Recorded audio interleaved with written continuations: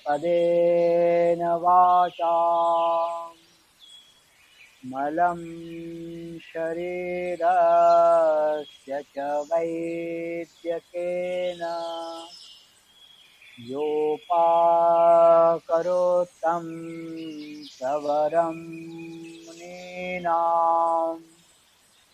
पतञ्जलिं प्राञ्जलिरानतोऽस्मि। ॐ शान्ति शान्ति शान्तिः।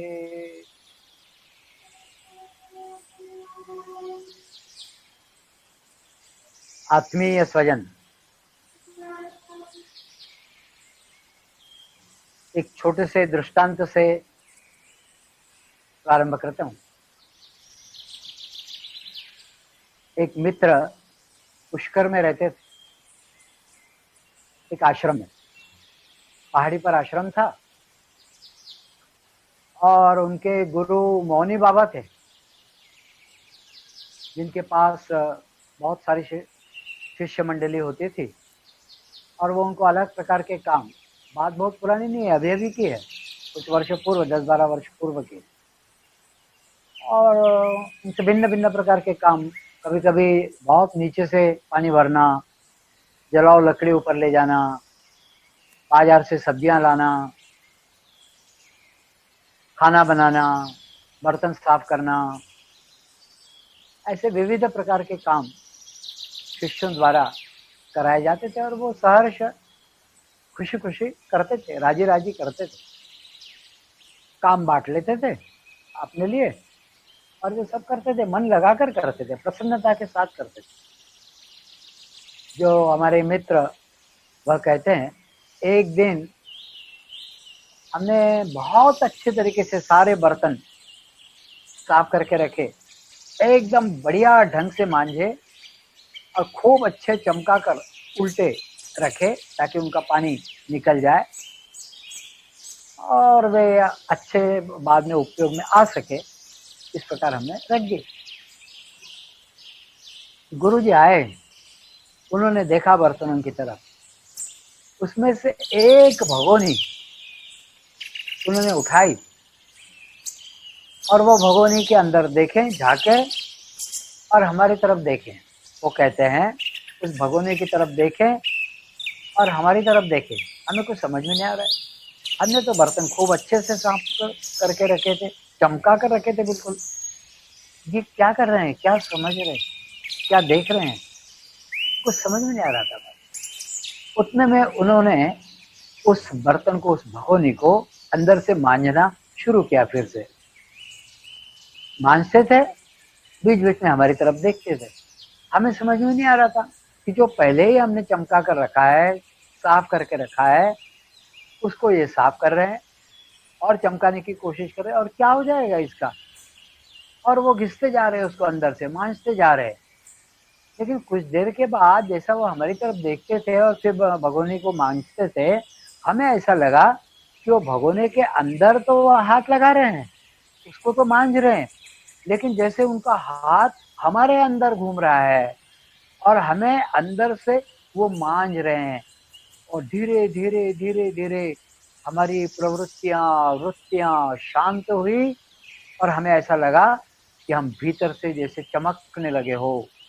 तो गुरुदेव ने जो भगोना साफ था उसको और साफ करने का निमित्त लेकर उन्होंने हमारे अंदर अपने सफाई का अभियान चलाया और हमारे अंतःकरण के क्लेश, हमारे अंतःकरण की क्लिष्टता, हमारे अंतःकरण की अशुद्धियां, उनको दूर करने का उन्होंने प्रयास किया।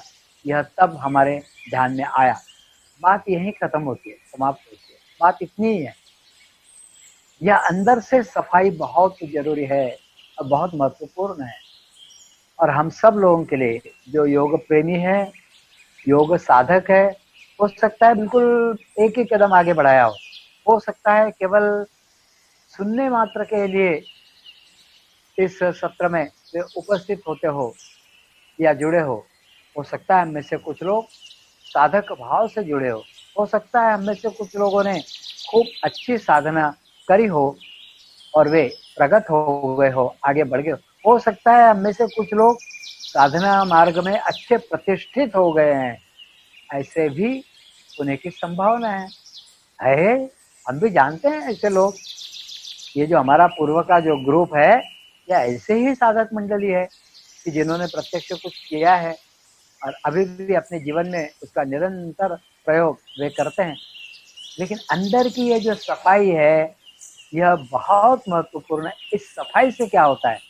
इस सफाई से जो वृत्तियां निरंतर काम करती रहती है, उन वृत्तियों का शमन होता है। और वृत्तियां निरंतर काम करती है, ये हमें से प्रत्येक जानता है। हमारा मस्तिष्क, हमारा मन, हमारा चित्त निरंतर क्रियाशील है, निरंतर क्रियाशील है, निरंतर कार्य करता रहता है। ये तो हम सब लोग जानते ही हैं।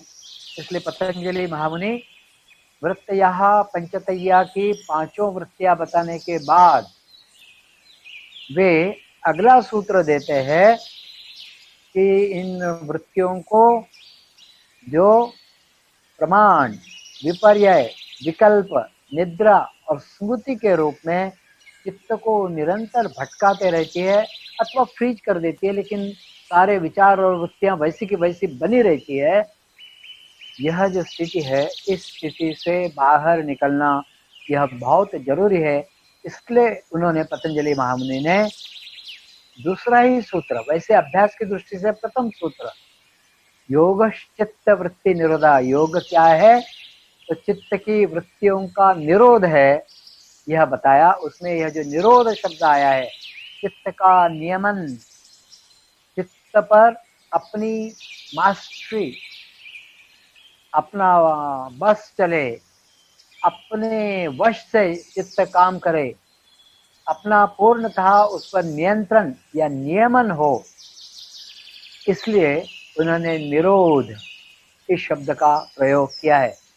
निरोध इस शब्द का सीधा सीधा यदि अर्थ देखा जाए तो यही होता है, नियमन, अनुशासन या नियंत्रण, कंट्रोल ओवर माइंड, इस रूप में उसको हम सामान्य भाषा में जानते हैं। कंट्रोल का मतलब क्या है?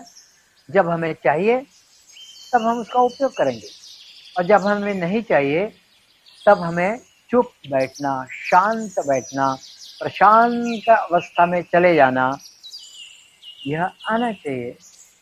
प्रशमित अवस्था में चले जाना, नीरव अवस्था में चले जाना, यह हमें आना चाहिए। उस अवस्था को कहा गया है प्रशांत वाहिनी अवस्था।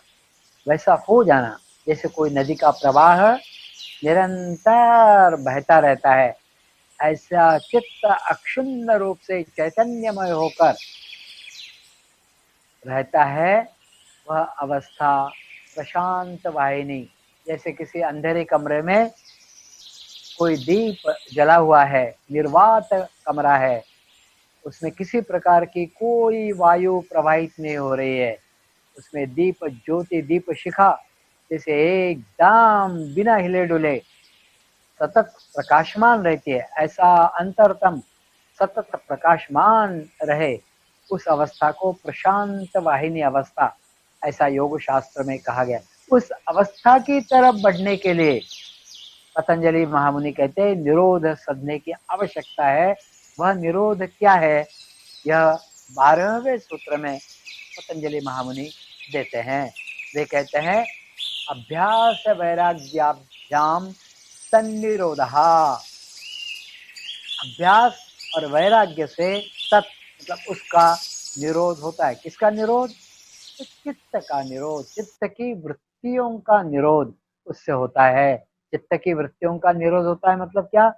जो क्लिष्ट वृत्तियां है वह धीरे धीरे पहले समाप्त होती है, और फिर जो अक्लिष्ट वृत्तियां है वह भी समाप्त होने लगती है, या वैसा प्रयास किया जाता है।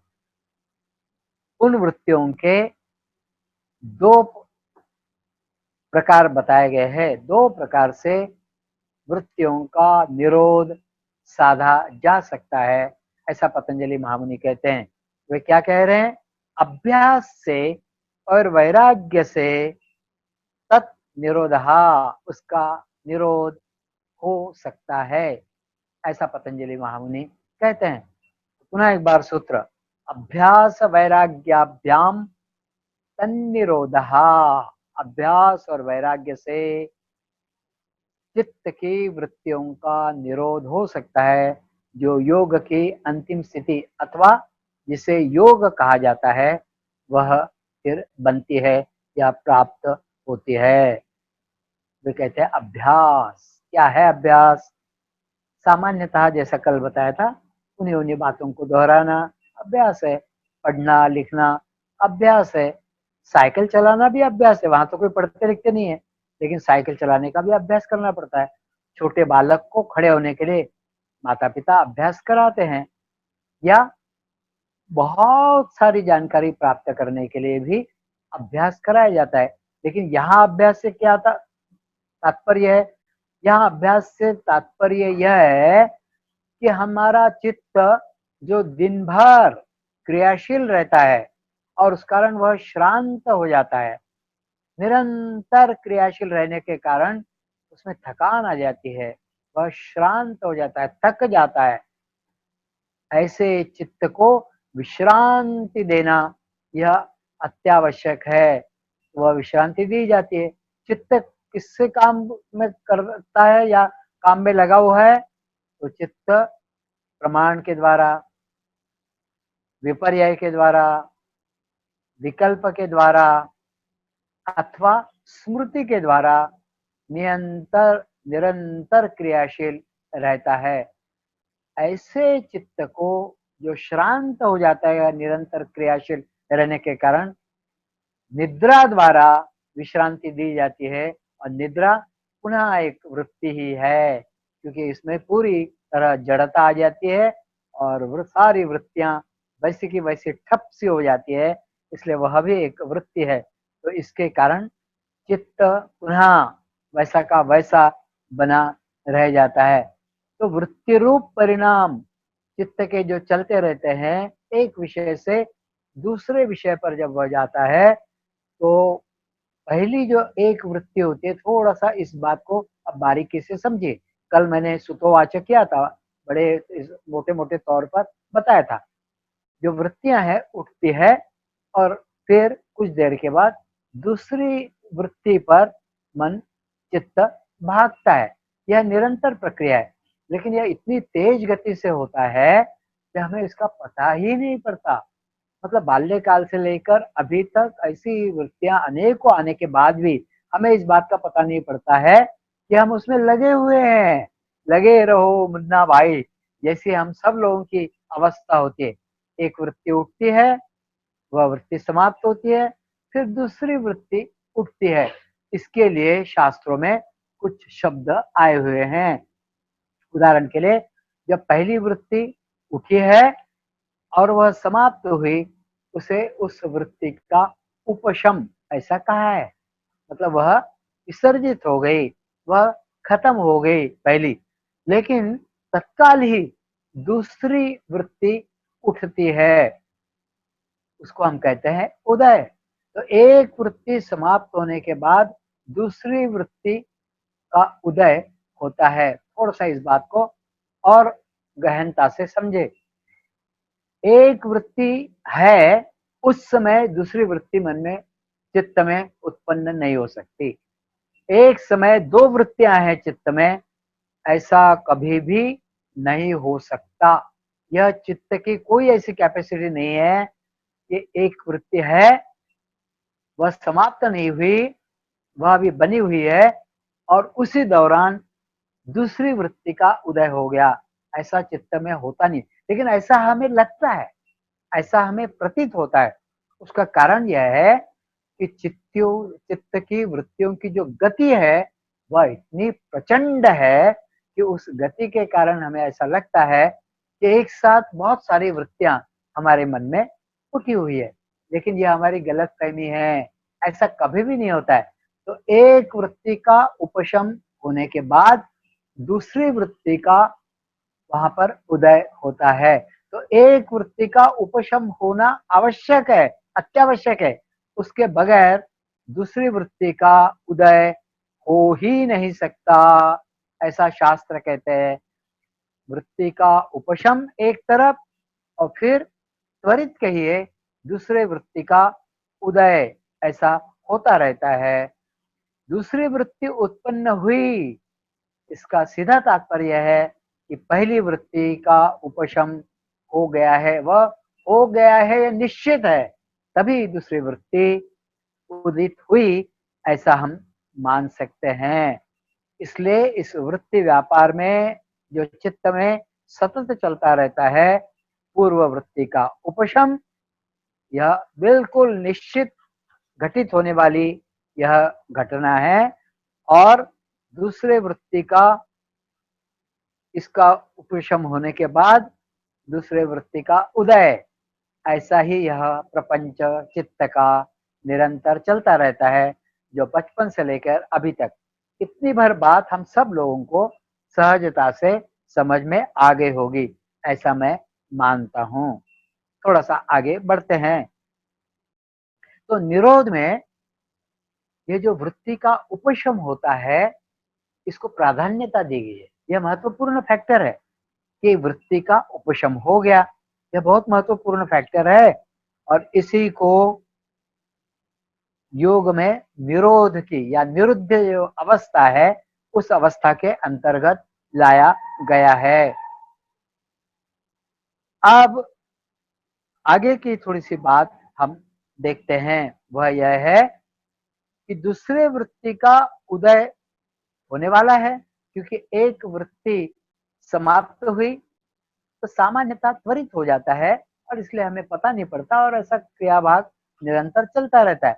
लेकिन दूसरे वृत्ति का उदय होने के मध्य थोड़ी सी जगह खाली रह जाती है, और यह बहुत महत्वपूर्ण बात है। मतलब एक का उपशम हुआ और दूसरी का उदय, तो उदय होने के पूर्व जो रिक्तता है, इसको ही वास्तव में निरोध की भूमिका में लाया गया है। अब यह बिना प्रयास के तो हो नहीं सकता, कुछ तो होता है बिना प्रयास के। मतलब एक वृत्ति समाप्त हुई, दूसरी वृत्ति उदित हुई, यह तो बिना प्रयास के हो रहा है। लेकिन यह जो बीच का जो स्थान है, वह क्षण क्षण से, पल पल से थोड़ा थोड़ा थोड़ा थोड़ा थोड़ा थोड़ा बढ़ाने का यह प्रयास मनुष्य को, साधक को करना पड़ता है। यह जब तक नहीं करेंगे, तब तक यह वृत्ति व्यापार या एक वृत्ति का उपशम और दूसरे वृत्ति का कुछ देर के बाद उदय, यह योग के या निरोध के अंतर्गत नहीं आता है। यह सामान्य बात फिर वृत्ति निर्मिति की निरंतर होती रहती है।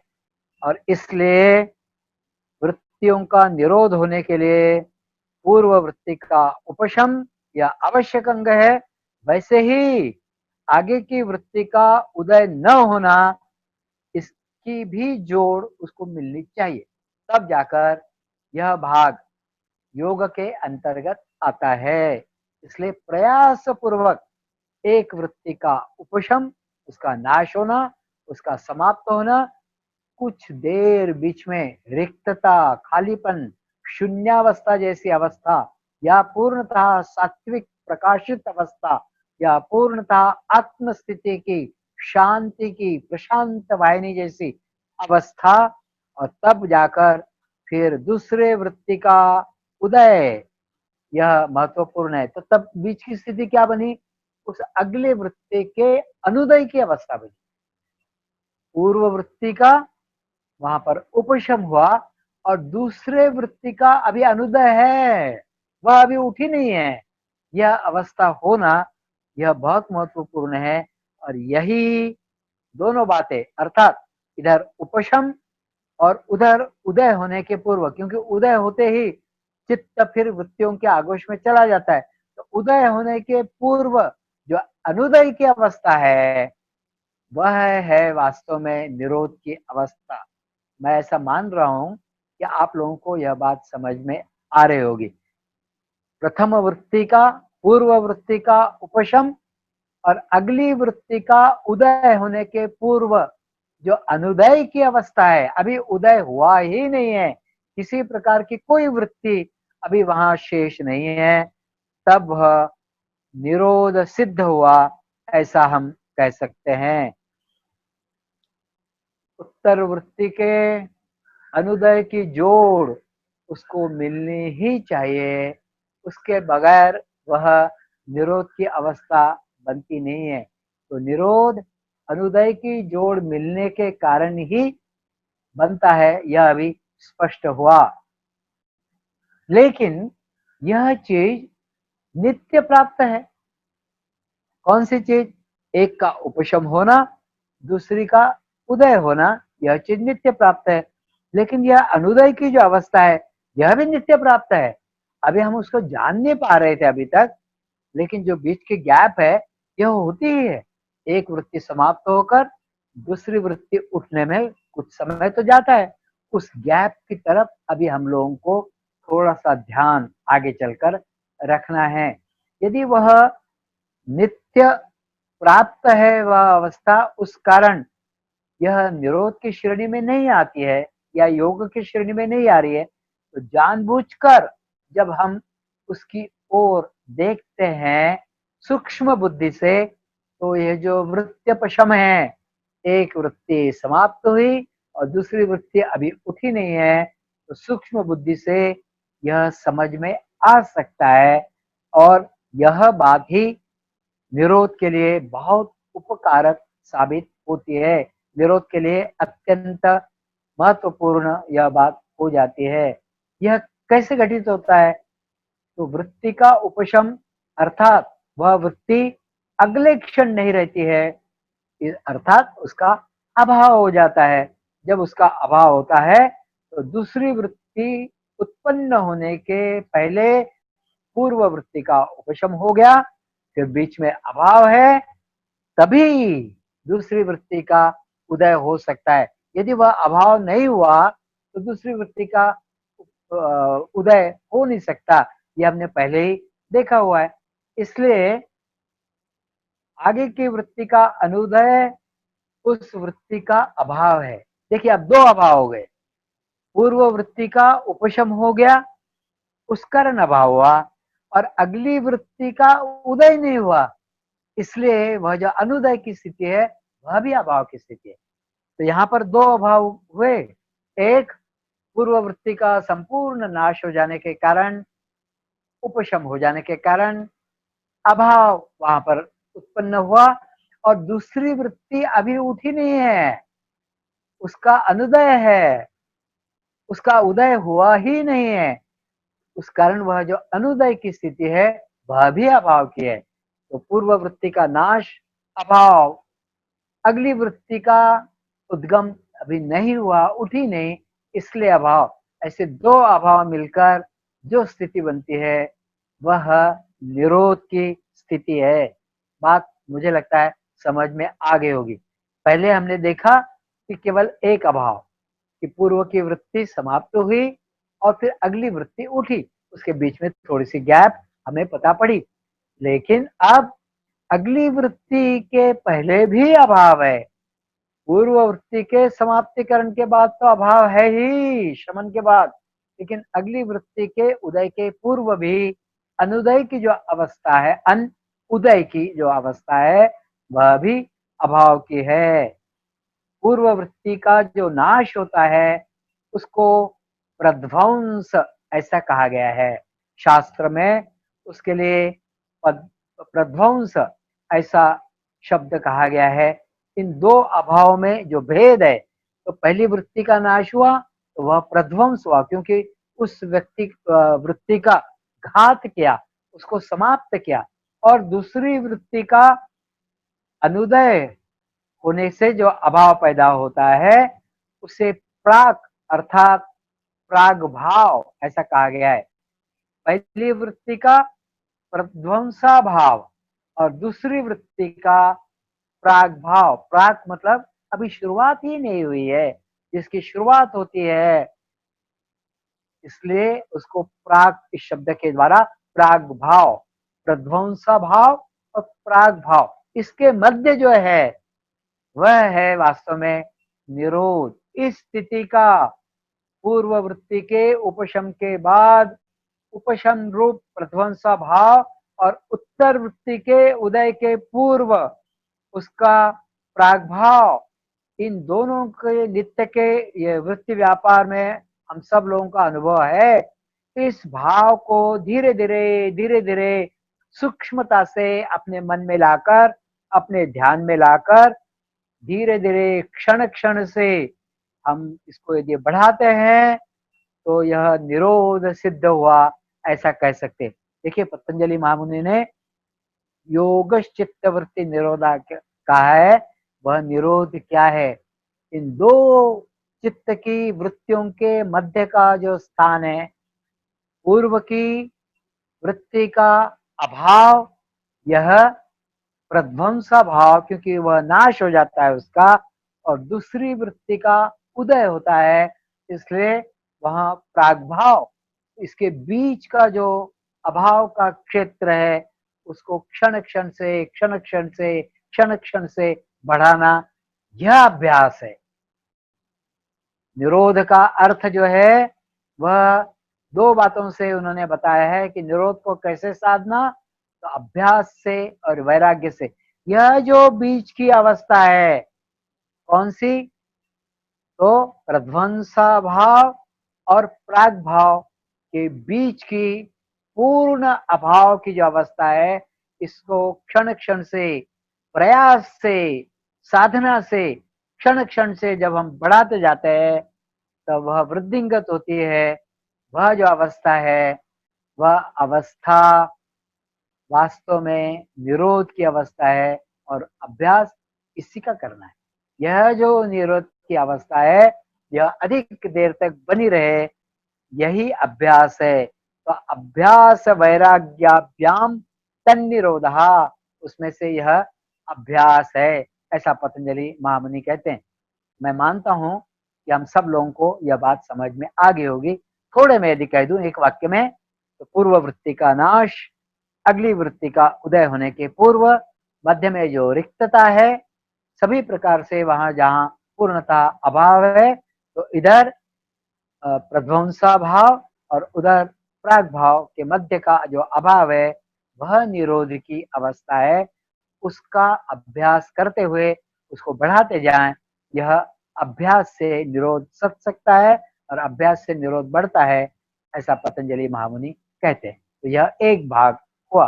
दूसरा भाग है वैराग्य। सामान्यतः वैराग्य को हम अलग प्रकार से मानते हैं, समाज में वैसा रूढ़ है।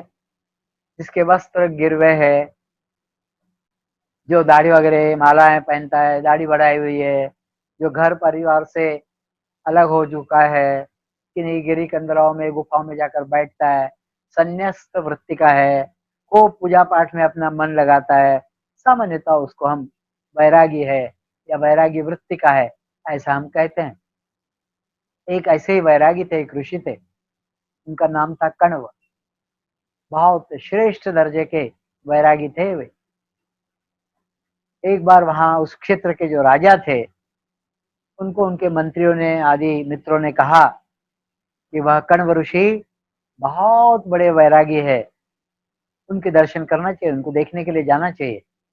राजा ने सोचा कि उनके लिए कुछ उपहार की वस्तुएं ले चलूंगा। राजा ने उपहार आदि, सुवर्ण मुद्राएं, कुछ अच्छे अच्छे वस्त्र आदि एकत्रित करे और अपने मित्रों के साथ और कुछ मंत्रियों के साथ राजा उनके आश्रम में गए। राजा वहां पर देखते हैं कि एक लंगोटी लगाकर वह खड़े हैं और इनकी तरफ देख रहे हैं।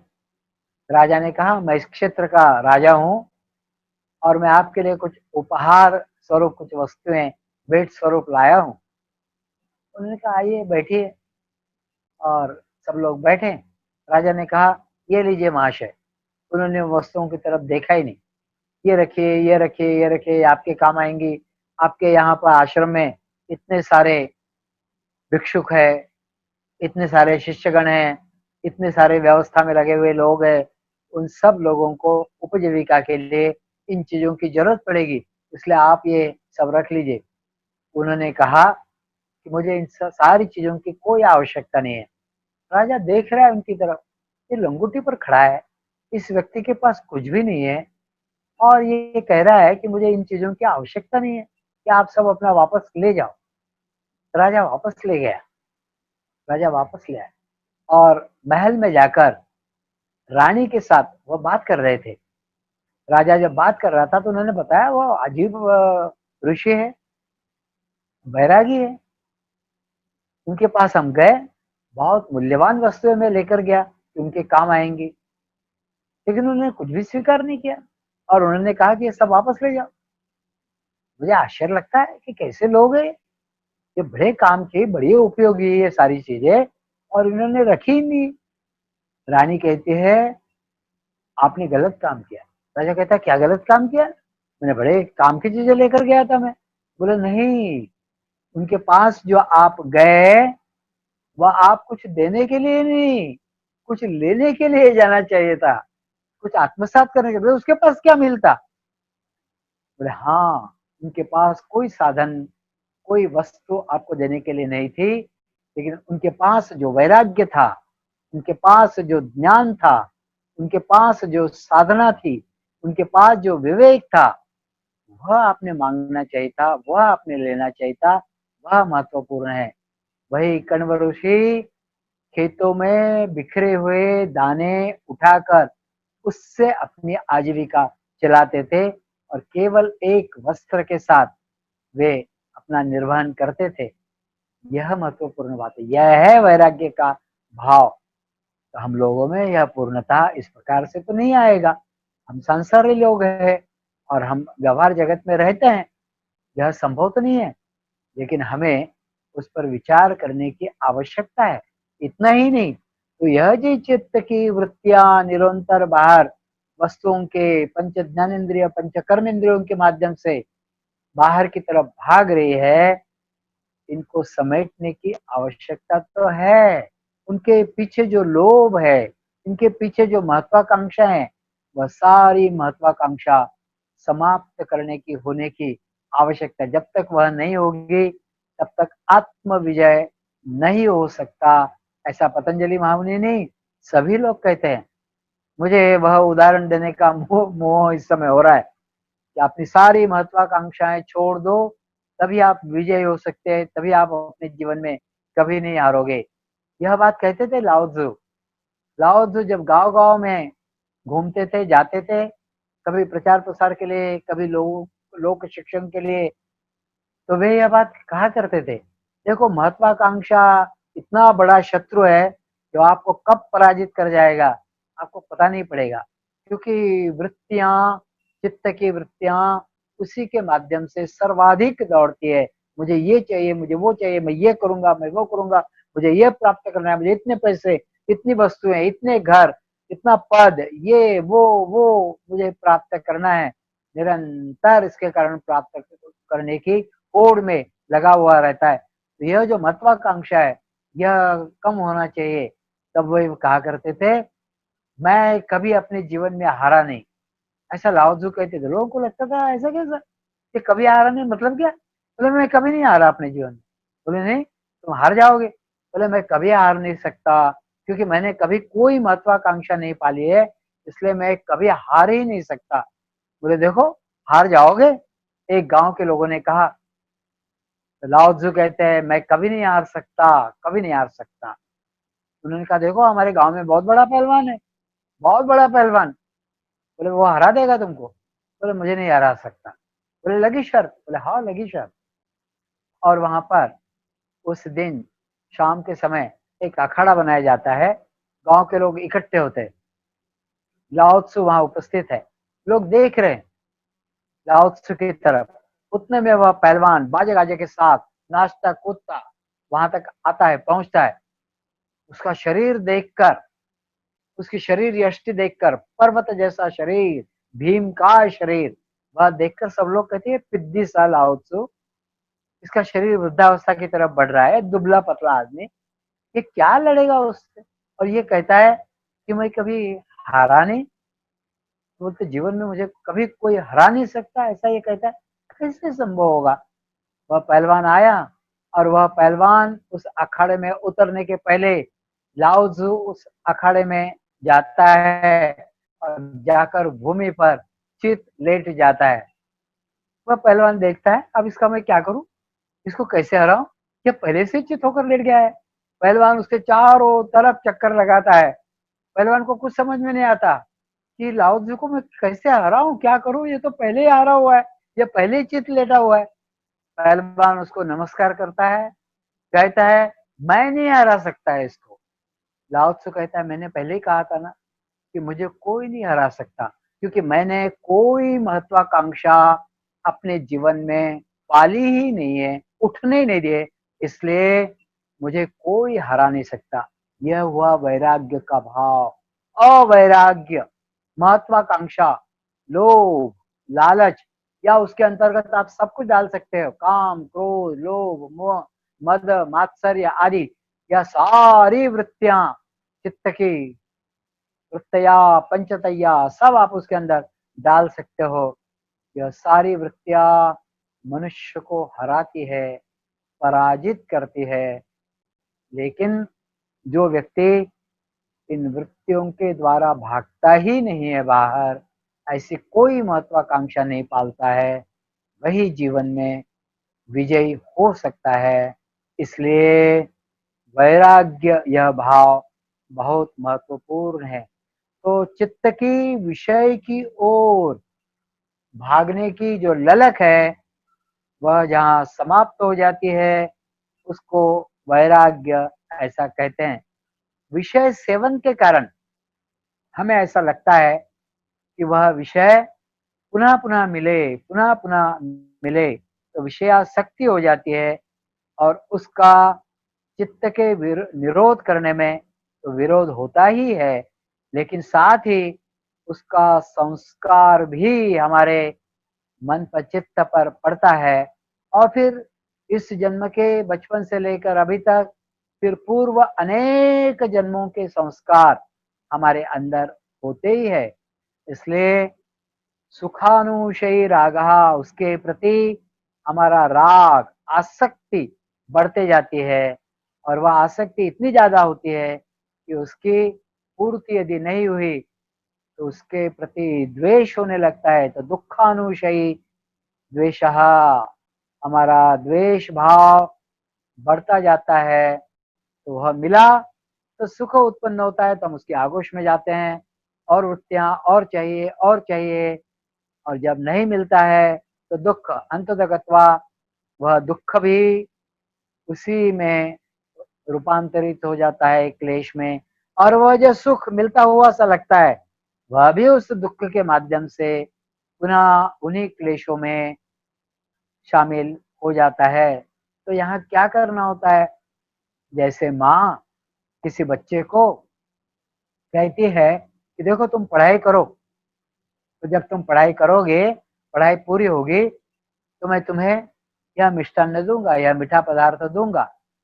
तो एक तरफ उसको वह यह कहकर ललचाती भी है कि देखो तुम्हें मीठा पदार्थ मिल सकता है, तुम्हारी पसंद की ये चीज है, लेकिन तुम इतनी पढ़ाई पूरी कर लो। लेकिन वह दूसरी ओर और एक व्यवस्था बनाती है। वह व्यवस्था यह है कि उसी दौरान उसके जो संगी साथी है वह आकर उसको डिस्टर्ब ना करे, उसको खेलने के लिए बाहर न बुलाएं, इसकी भी व्यवस्था वह कराती है। तो टू प्रॉन्ग्ड अप्रोच है। एक तरफ इन विषयों के तरफ भागने की वृत्ति ना हो, और दूसरी तरफ यह वृत्ति भागने के लिए जो बाहरी कारक है यह भी बंद हो जाए। ऐसा दो रूपों में यह अभ्यास होना चाहिए, तब सही अर्थ से वहां पर वैराग्य उत्पन्न होता है। और इसलिए क्षण क्षण से यह निरोध अनुभव आता हुआ निवृत्तिक आनंद की मनुष्य को जो साधक है उसको उसकी आस लगती है। उसको ऐसा लगता है कि निवृत्तिक जो शांत अवस्था में मिला हुआ सुख है, आनंद है, वह फिर मिलना चाहिए, फिर मिलना चाहिए, क्योंकि वस्तुओं के द्वारा मिला हुआ सुख अथवा आनंद यह क्षणिक होता है। लेकिन वह जो निरोध की अवस्था में मिला हुआ सुख अथवा आनंद या आत्म स्थिति की अथवा कैवल्य की या मोक्ष स्थिति की अथवा स्वरूप स्थिति की जो अवस्था है, उसमें किसी प्रकार के कोई बाहरी साधन की आवश्यकता नहीं है और वह शुद्ध रूप में है। तो उसकी आस धीरे धीरे उसके मन में उठने लगती है, उसकी चटक भी लगती है कि वह होना चाहिए, वह मिलना चाहिए। अरे इससे कोई कोई खास नहीं, थोड़ी देर के लिए तो ठीक लगा, लेकिन वह जो था ना थोड़ी देर के लिए, वह बहुत अच्छा था, वह मुझे दोबारा मिलना चाहिए, ऐसा उसको लगता है। और उस कारण वह उस ओर बढ़ता है। तब जाकर पतंजलि महामुनि अगला सूत्र देते हैं, तत्र स्थितो यत्नोभ्यासा। उस स्थिति में वह जो शांत अवस्था निरोध की अवस्था थी, जिसमें पूर्व की वृत्ति का पूरी तरीके से नाश हुआ और अगली वृत्ति का उदय नहीं हुआ, इधर उपशम हुआ, उधर अनुदय रहा, और मध्य में वह पूर्ण तरीके से इधर आगे तो प्रागभाव हुआ और पूर्व में उसका जो अनुदय मतलब पूर्व वृत्ति का नाश, प्रध्वंस भाव, वह हुआ। यह जो मध्य की अवस्था है, वह अवस्था निरंतर बनी रहना, उसे स्थिति कहा गया है। इस स्थिति को निरंतर बनाने के लिए जो प्रयास किया जाता है, तत्र स्थितो, उस स्थिति में बने रहने का जो यत्न है, उसे ही पतंजलि महामुनि अभ्यास कहते हैं। इसकी जानकारी हम कल चलकर आगे देखेंगे।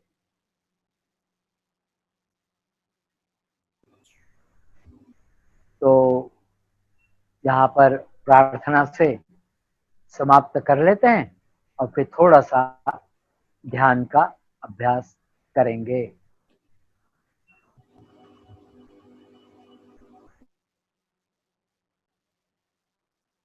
सर्वे भवन्तु सुखिनः, सर्वे सन्तु निरामयाः, सर्वे भद्राणि पश्यन्तु, मा कश्चित् दुःखभाग् भवेत्। ओम शांति शांति शांति। सभी लोग थोड़ी देर के लिए शांत बैठ लें, एकदम रिलैक्स होकर बैठिए। Lean back and relax. जो साधक पीठ सीधे रखकर बैठना चाहते हैं वह वैसे बैठे, लेकिन कंधे ढीले छोड़ दिए, हाथ भी कोहनियों से ढीले छोड़ दिए, चेहरा एकदम शांत, किसी प्रकार कोई तनाव नहीं। धीरे धीरे धीरे धीरे अंदर की तरफ मुड़िए। बाहर का तो बहुत सुन लिया, बहुत देख लिया, बहुत सूंघ लिया, बहुत चख लिया। अब थोड़ा अंदर का भी चखने का प्रयास करते हैं। उतर जाइए थोड़ा भीतर, उतरिए, श्वास के साथ नाभि तक उतरिए। टकराने दीजिए प्रत्येक श्वास नाभि से, और आप प्रत्येक श्वास के साथ उतरिए वहां तक। श्वास भीतर आते हुए नाभि से टकराकर आप वहां अवस्थित हो जाइए। शांत शांत बैठिए, बैठिए थोड़ी देर के लिए शांत। वृत्तियों का अभाव। एक वृत्ति उठती है, उसका उपशम। दूसरी आगे वृत्ति यदि मान लो उठती है, उदय होने के पूर्व अनुदय की अवस्था, इधर उपशम के बाद अभाव, उधर उदय होने के पूर्व अनुदय की अवस्था में भी अभाव। ऐसा अभाव द्वय का अनुभव करिए। रोकिए मन को।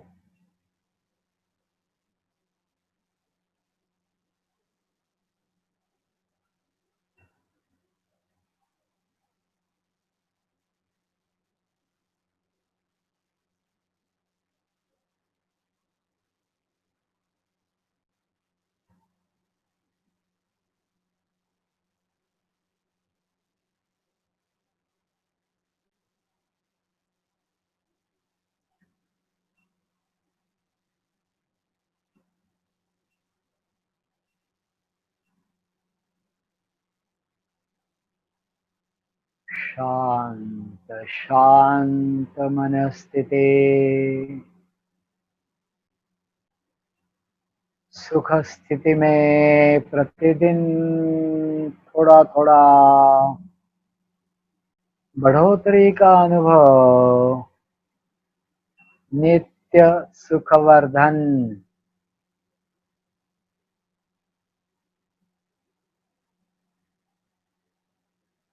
आनंद की मीठी मीठी अनुभूति, जैसे आप अपने आप में डूबते जा रहे हो।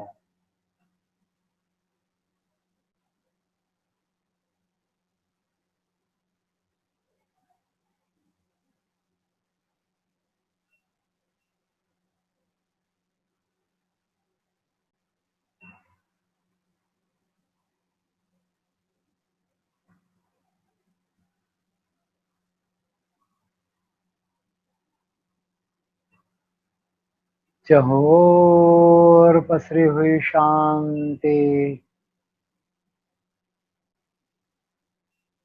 भीतर अंतरंग में अंतर विश्व में भी शांति।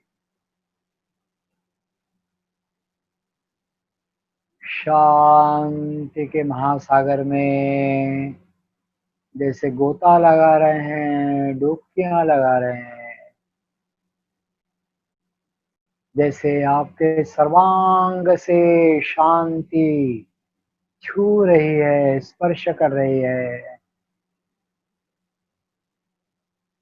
भीतर भरी हुई शांति, बाहर असीमित शांति का महासागर। शांति शांति शांति शांति।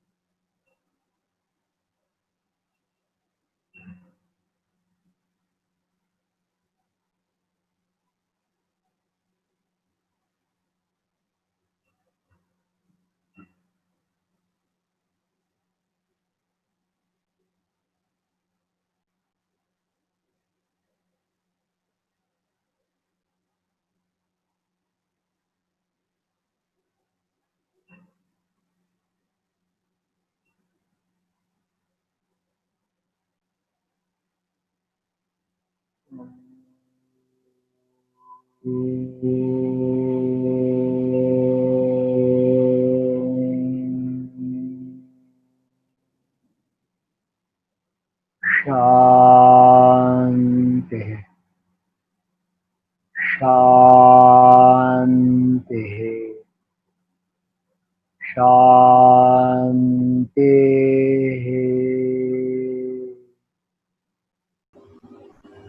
कि मन को कभी न कभी तो विश्रांति देनी ही होती है।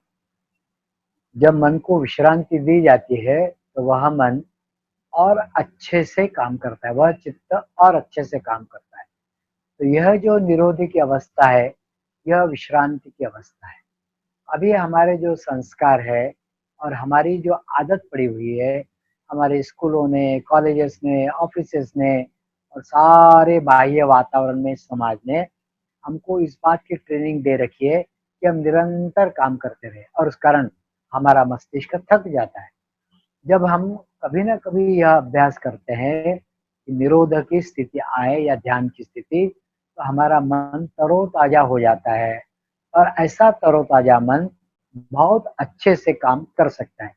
यह तो एक बात, तो शक्ति से काम कर सकता है, ऊर्जावान होकर काम कर सकता है। दूसरी यह भी बात है कि इसके लिए यदि कोई विषय अंदर डाल दे, तो यह जो निरोध की अवस्था है, इस निरोध की अवस्था में भीतर से ऐसा स्फुरन पैदा होगा, निर्मित होगा कि वह स्फुरन आपने जो सांसारिक जगत के या ऑफिसेस आदि के कार्य करने के लिए जो आप मन लगाकर काम करना चाहते हो और फिर भी उसका उत्तर नहीं मिलता है, कर नहीं पाते या निर्णय नहीं ले पाते, वह इस जो शांत अवस्था है, इसमें भीतर से स्फुरन होकर वो आपको साफ-साफ दिखाई पड़ेंगे और जो उन बातों का सॉल्यूशन और उत्तर होगा, जिसके कारण आप काफ़ी लाभान्वित हो जाएँगे। ऐसा दोनों प्रकार से, एक तरफ मन को विश्रांति देने वाला यह समय, यह स्थिति होगी।